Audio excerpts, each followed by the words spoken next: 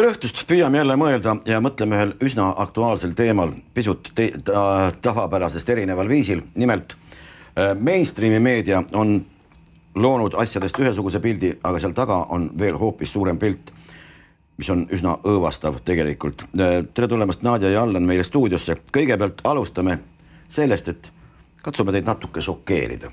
Aastast 2016, 1. jaanuarist me võime sellisel asjal nagu pere klassikalises mõttes kriipsu peale tõmmata. Kust see niimoodi pärit on? Mismoodi see võimalik on? Allan, sul on sellega kogemus.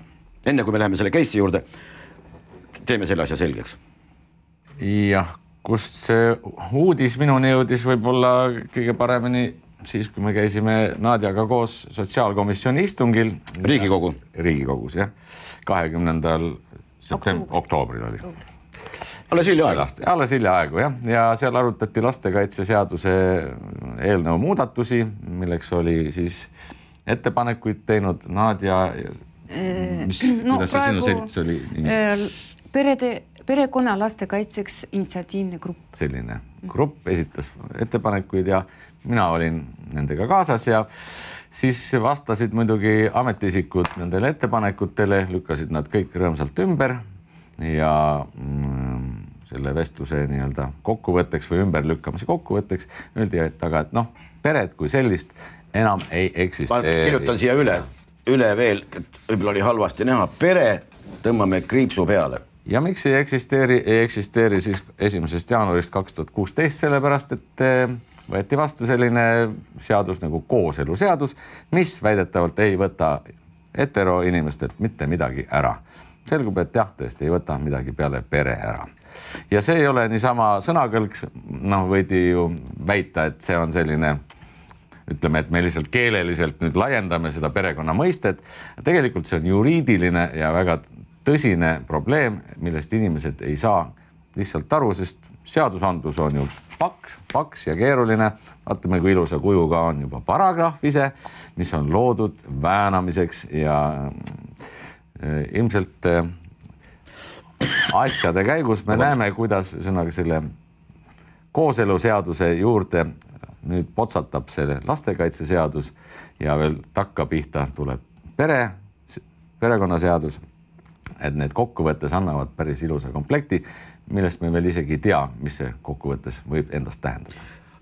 Nüüd keelehuvilisena võin siia juurde kinnitada, see on ammu järgi proovitud asi ja see on isegi teaduslikult tõestatud. Kõigepealt kaob sõnakäibelt pere, järgmisena kaob mõiste peast ja juba umbes 2 põlve hiljem keegi ei saa enam aru, kui te räägite talle midagi perest. Ta lihtsalt ei saa aru, mida te silmas peate. Aga tuleme selle case'i juurde nüüd, Allan, mille sa ise oled peaaegu läbi elanud. Jah, miks ma üldse siia olen sattunud ja ütleme suhteliselt küpse seas juba tegelen lastekaitse probleemidega. Ega kõik inimesed siis 50-selt ei muutu veel seniilseks, mõni võib veel ikkagi tervise juures ka olla ja minul see õnn millegi pärast osaks on saanud. Ja mõne aja eest heitsin õnnelikku abiellu ja abikaasa eelmisest vallalisest olekust on selline pärand, kus temal on laps ja lapse isa on Norra meremees. Kaugsõidu meremees, kes on kuude viisi laeval, kes aeg-ajalt võtab siis ka külastada oma Eestis elavat last, kui tal tuju tuleb, aga tähendab, mitte lapse külastamise eesmärgil, vaid lihtsalt, et hoida silm peal sellel naisterahval, kes talle kunagi meeldis ja võib-olla meeldib siiamaani ja tema üle natukene nii-öelda võimutseda. Kõige huvitavam oli see, et lastekaitse kui selline, kes peaks kaitsma lapsi, on võtnud täiesti üheselt positsiooni ja hakanud kaitsma selle välismaa isa huvisid siis Eesti lapse vastu. Kusjuures... Ütleme siia vahele, et su praegune kaasa sõitis kunagi Norrasse, olles lapse ootel.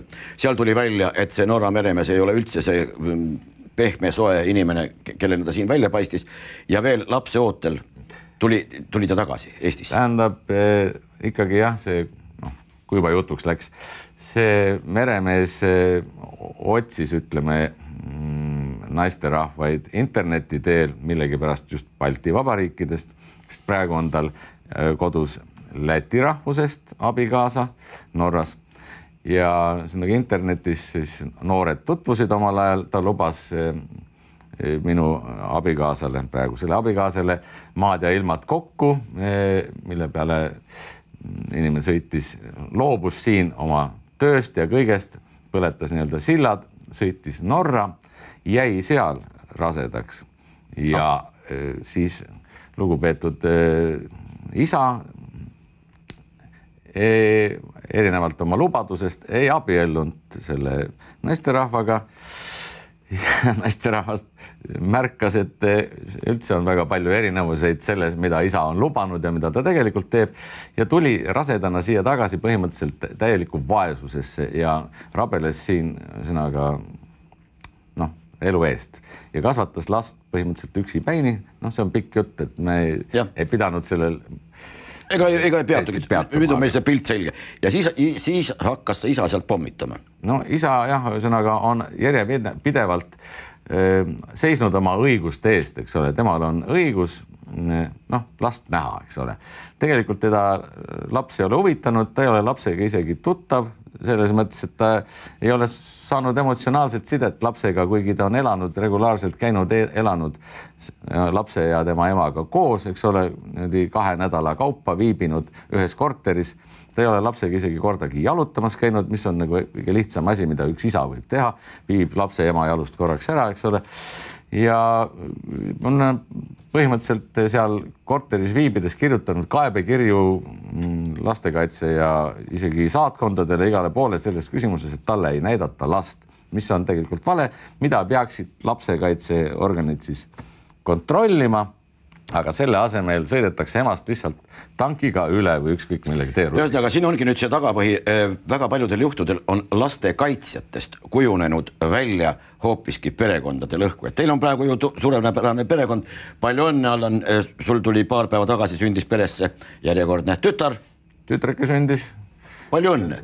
Ja on olemas terve pere ja kõik ja nüüd on lastekaitsjad vastupidi, et hoida seda peret kuidagi koos ja siin meie peret nagu silmatera vastupidi toimub selle pere lõhkumine. Jah, et see ongi kõige kummalisem, et siiamaani, kui ema elas põhimõtteliselt üksikvanema elu, meremeest tuli siis, kui tahtis, mõnikord, eks ole, ei tahtnud tükk aega tulla ja ta kasvatas last üksipäini, aga nüüd, kus me oleme elanud koos, kus lapsel on tõesti ema ja isa ja perekond ja oma kodu, nüüd on sõnaga tuleb ja sõidab sisse lastekaitse, kes leiab, et selle isa õigusi on tarvis kaitsma hakata. Et see on kõige kummalisem, et lastekaitse kaitseb tegelikult mingisuguse välismaa madruse õigusi. Madrus teatavasti, milline on madruse elustiil? Ta magab kail, eks ole, ütleb juba vana anekdoot.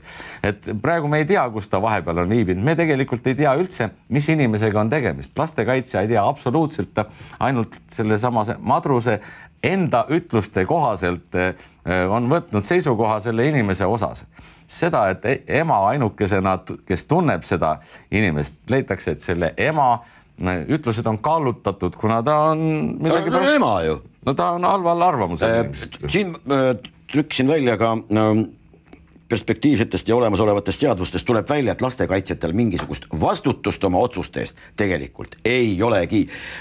Norra ei ole mitte päris juhuslikult valitud maa, võib olla selles mõttes väga hea näide, kuna hiljaaegu oli üks vene perekond, kes elas Norras ja laps tuli kooli, piimahammas oli ära tulnud ja laps võeti vägivalla ettekäändel, koduse vägivalla ettekäändel, võeti vanematelt ära. Nadjezda, see on mingisugune suurem protsess, mis käima on läinud. Kas nii? Kindlasti ja Norras see on juba reeglina need asjad, laste röövimine just nagu sotsiaalsüsteemi poolt, nagu riigi poolt röövimine võib öelda niimoodi. Ja need juhtumid on päris palju. Eriti see röövimine käib just välismaalaste suhtes, sest seadusest, Norras seadusest seda nagu lubavad ja võib öelda, et 5 miljonitest Norra elanikest on kuskil 1 miljon need migrante ja peaaegu päris suur arv lapsi migrantidest on ära võetud. See on Norra seaduse omadus, võib öelda. Ja eriti kannatavad just nagu vene lapsed, sest vist vene elanikke seal on päris palju. Ja mitte ainult vene lapsed, seal on ka Eesti lapsed ära võetud selle sootssüsteemiga eraldatud ja need ettekäänded, mille alusel need võetakse, on nii naeruväärsed.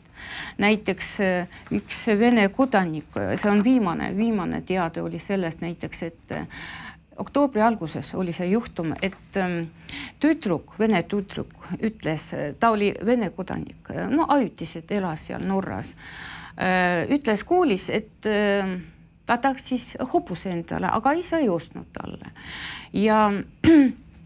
Ja siis kohe, kui ta seda väljendas, oli kutsutud see komando või see komanda bõstrava reageerimine. Kiirreageerimisüksus, politsei. Just, ja teda kohe võeti sealt koolist juba ära ja siis kuskil 1 aasta ta elas hobuse selle farmis. Farmis, jah? Farmis, jaa. Niimoodi. Tema huvi oli rahuldatud sellega. Kuidas me nende huvidega üldse praegu on? Allan, me enne saadet rääkisime. See asi näeb tegelikult välja uskumatu ja kui seda kuuled, mõtled, et see on ju päris imelik.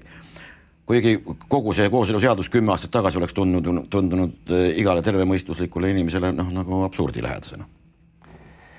Jah, kõige nutusem on see asi sellepärast, et inimesed ei märka, mis tegelikult toimub, et seda legot pannakse või puslet pannakse nagu jupp haaval kokku, samal ajal toimub massiivne propaganda. Ma võtsin viimasel ajal kuude jooksul hakkad siin pihta meie ajakirjandusest ka.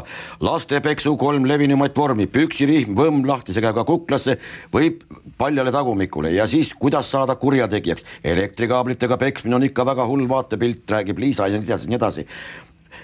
On läinud mingisugune massiivne kampaania lahti, et lapsi kodudes pekstakse. Kodu on midagi, kuhu laps jääda ei tohiks, kodu on midagi õudset. Kas on kuidagi niimoodi? Räägi sellest pusle koha pealt, palun edasi. Jah, et äsja oli see kooseluseadusega täpselt samasugune massiivne propaganda ja võib-olla tavaline inimene, kes ei ole asjaga seotud, võib-olla ei märkagi, et nagu maa alt järsku ilmuvad erinevad artiklid erinevates kohtades välja. Samas need lastekaitse või lastepeksu artiklid on suhteliselt vana informatsiooniga, mõned välja tõmmatud, ilmekamad. Et nagu oleks sotsiaalne tellimus või kes on need tellinud. Taust luuakse, kodudes pekstakse lapsi. Ja. Et seda nagu teoreetikud ütlevad, et luuakse selline massiivne infolaine, see on nagu tsunami, eks ole, või nagu laviin, mis hakkab siis järjest kasvab ja siis see inimene, kellel oleks nagu midagi vastu öelda, see saaks nagu kogu selle laviini endale kaela, sellepärast kõik inimesed keeravad selle selja, tõmbavad küüru ja lähevad siis veerevad juba järjest suureneva laviiniga edasi, et selles mõttes demokraatia nagu lakkab olemast. Et ei ole mingisugust vastuhääli, keegi ei julge öelda. Isegi kui ma praegu oleme siin rääkinud inimestega omavahel, et kas nüüd märkate, et seoses selle lastekaitseseadusega, mis tuleb, eks ole, et nüüd on saanud selgeks, et kooseluseadusega võeti ära nagu perekond. Perekond kriips peal, selge. Ja siis nüüd lastekaitseseadusega laiendatakse seda probleemi ja antakse lastekaitsetöötajatele õigused ilma kohtuta siis laps perest eraldada. Aga lastekaitsetöötaja tuleb ilma igasuguste sanktsioonideta sulle koju, võtab lapse kaenlasse ja lihtsalt läheb ära ja tal on see õigus. Ja tal ei ole vastutust seal juures. Seadusandluses vastutust ei mainita uues lastekaitseseaduses, ei mainita lastekaitsetöötaja vastutust, mitte sõnakese. Selle kohta ma lugesin ka Perekonna ja Traditsioonikaitse sihtasutus. Nad ütlevad ka, et Laksi eelnõust puuduvad igasugused osundused selle kohta, milline on lastekaitsetöötajate vastutus ja oma volituste ületamise pädevuse kuritarvitamise või põhjendamatute otsuste langetamise korral. Neid lihtsalt ei ole olemas. Just. Sest seadus, uus lastekaitseseadus on tehtud või kuidas öelda, kirjutatud niimoodi, et seal on väga laiad need terminid selles mõttes trakteerida ja trakteerida. Jah, osundatud, kirjutatud. Et niimoodi, et mis on see laste heaolu. seal üldiselt sõnad lihtsalt, mis on see füüsiline, see emotsionaalne seisund, mida võib nagu, kui sa seda rikud vanem, näiteks rikud need seisundid, siis võivad, aga kes trakteerib ikkagi seesama sotsiaaltöötaja. Tähendab, sotsiaaltöötaja määrab, kas sa oled õnnelik. Kunagi ma naersin, meil oli õpikutest aastat 10 tagasi räägiti ka õnnetunne ja õnnelik olemine. Õnnetunne, siis pluss tunded ja nende tundmine. Mingisugused sellised absurdi lähedased asjad, mis paremal juhul panevad õlgu kehitama, hullemal juhul lihtsalt vanduma. No ei ole võimalik. Seda enam, et see sotsiaalsfäär on meil praegu jäetud täielikult unarusse. Kirjutatakse mingisugused isegi doktoritöid, millega on häbi minna keskkooli lõpetama või gümnaasiumi lõpetama. Ja sotsiaalsest fenomenist kui sellisest ei ole viimasel 15 aasta jooksul Eesti parlamendiski üldse ühtegi sõna juttu olnud. Mis nende huvidega oli? Kuidas see oli, et me määrame ise, mis selle lapsel on huvitav või mis moodi see käis? See lastekaitseseaduse paragrahv 21 vist oli, et seal oli, kuna see kogu seadus räägib sellest, kuidas me kaitseme ja lapsekeskselt toimetame, mul on siin ka hunnik paberid selle kohta, kuidas see kõik on väga lapsekeskne, siis seal oli ka toodud punkt ära, et kui nüüd siis laps perest siis eraldatakse selle lapsekeskse toimingu tulemusena, siis lastekaitsja peab ikkagi lapsele ka lõpuks seletama, miks see näiteks ei ühti lapse arvamusega. See tähendab, et laps on meil siin. Laps. Nii, rõõmus kujutame ette. Väga rõõmus. Lapsel on huvi. Huvi teha, ükskõik, millest see seisneb siis. Just, ükskõik. Mängida nukkudega, autodega, sõita rattaga, tal on mingisugused huvid. Huvi teada saada, miks loodus nii toimib. Huvi teada saada, miks kuu paistab ja nii edasi. Nii, huvi. Lapsel on huvi. Nii, mis... Ja siis tuleb välja, et lapse huvid on kahjustatud, eks ole. Naaber näiteks kaevab, et mulle tundub, et seal on liiga vaikne naaberkorteris. Või vastupidi, lärmatakse liiga palju. Naaber helistab, ütleb, mul on kahtlus, et laps on ohus, eks ole. Laps võib ohus olla ka näiteks sellepärast, et sa ei ole last vaktsineerinud või söödad talle taimetoitu. Või väga erinevad probleemid on, miks leitakse... Kellelegi midagi tundub. Miks näiteks, Norras elatakse ju palju paremini kui meil, eks ole. Miks seal võetakse lapsi ära, eks ole? Kas nad on vaesed või? Ei ole ju vaesed. See on ju 10 korda rikkamad on, eks ole. Ometi tekib mingisugune probleem, et lapse huvid on vanematega koos elades kuidagi kahjustatud. Ja laps on väike, eks ole. Siis tekib selline probleem, mis meil ka on tekkinud siin, et lapse ema, see ju nii-öelda mõjutab last.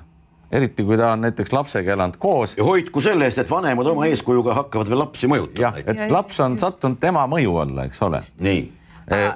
Lapse huvid on kõrgem kui vanemate huvid.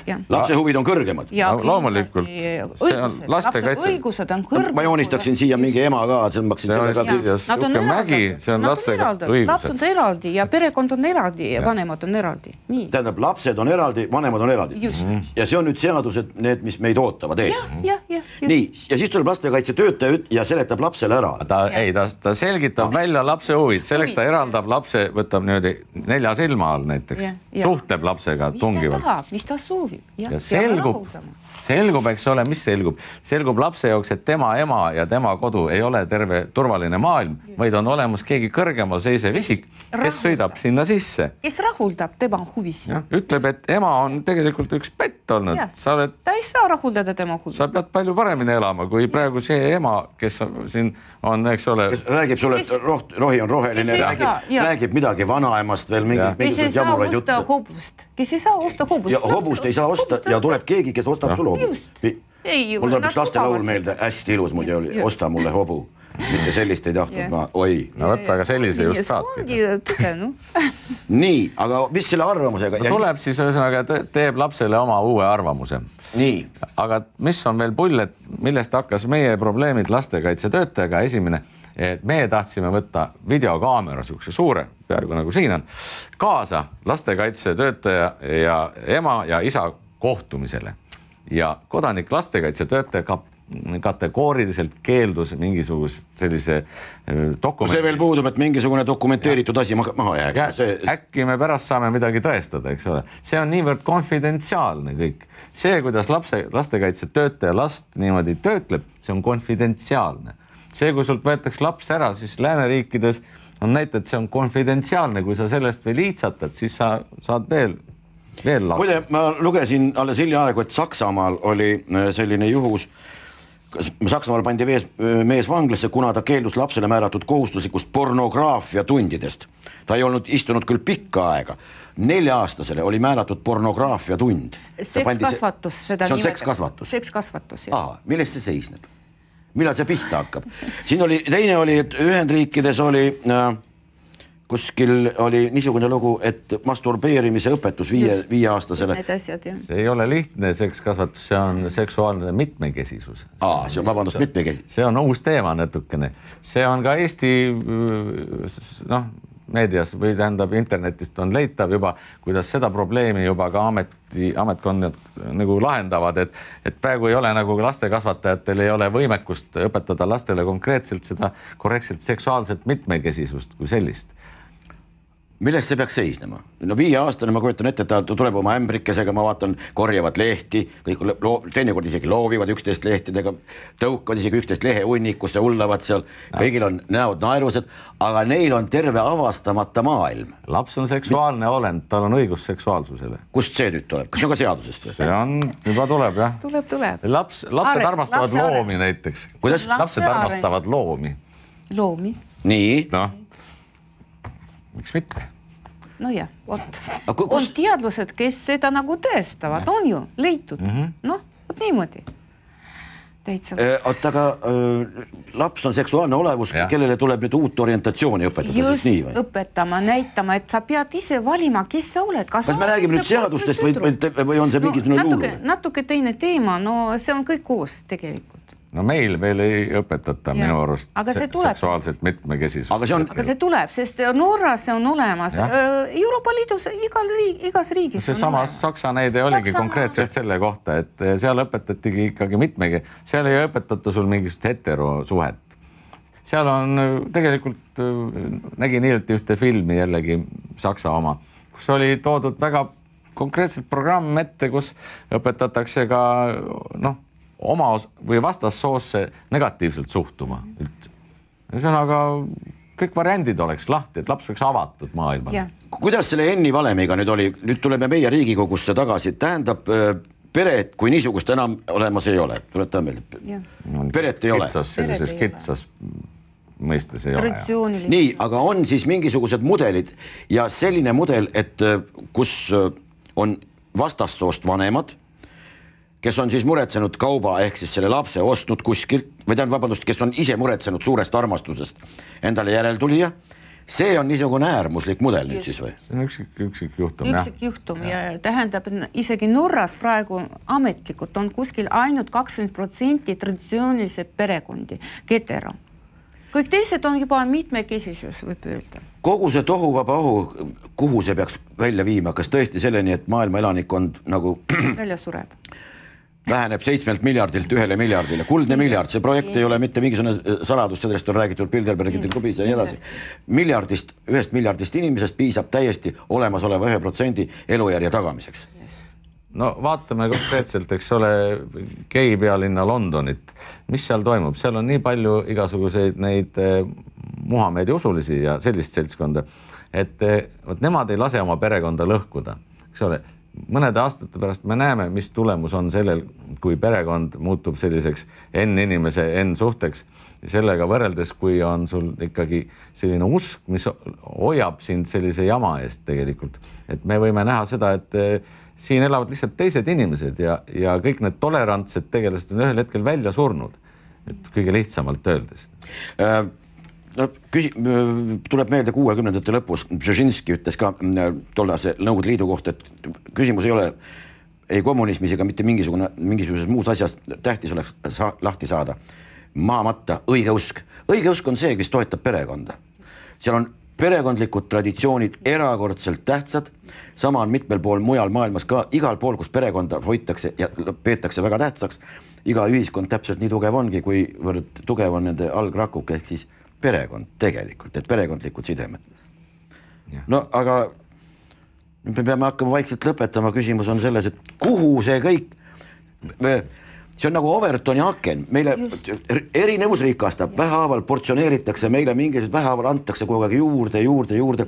Enamus meie literaat igasugused katkiste sallidega, niisugused isemõtlejad ka Riigikogust ja nii edasi, nad kujutavad ette, et vähehaaval võetakse see omaks ja meie väga paljuski selline vastuvõtlik ühiskond, kes kõik tahab olla ju moodne, tahab olla tahab olla Euroopa, tahab olla ükskõik mis asi.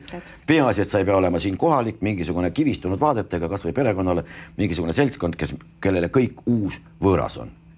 Tähendab, sulle söödetakse seda kogu aeg vaikselt ja kui keegi viitsiks nüüd vaadata ka meie ajakirjandust, varsti tuleb jälle mingisugune laine, kuidas kodus lapsi pekstakse, kuidas kodu lapse jaoks halb on. Mida sa nüüd edasi kavatsed teha? Sul on nüüd tütar sündis ja Norra meremees koolitab sind edasi või?